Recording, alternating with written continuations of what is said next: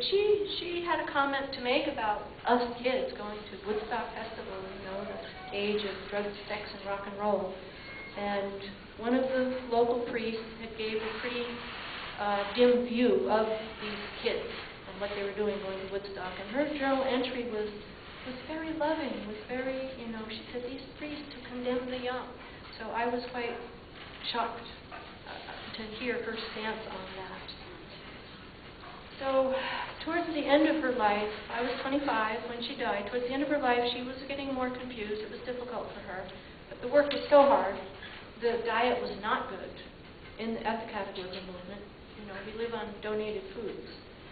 And she had heart failure towards the end of her life. So the last 3 years of her life were very hard for me. She was so sharp. And to see her cognitive decline was the most difficult part for me. But it was wonderful. She was at her mother's side when she died, and my mother was at her side when she died. And my mother passed away, Tamar passed away the Easter weekend in 2008. And my two sisters were able to be at her side for that as well.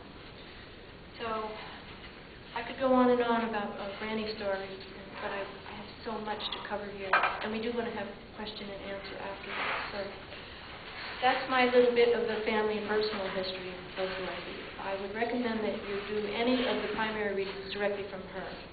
The Long Loneliness, her autobiography, which came out in 1952, I believe.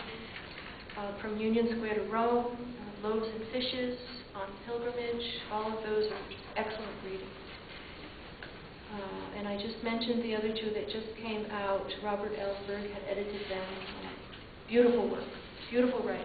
And she's a very talented, gifted writer. My mother could not read her. My mother did not read her own mother's writing. It's too personal, too close.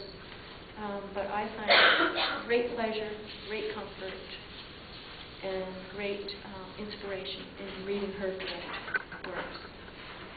The Catholic Worker, I'll just give you a very brief overview. It was started in 1930.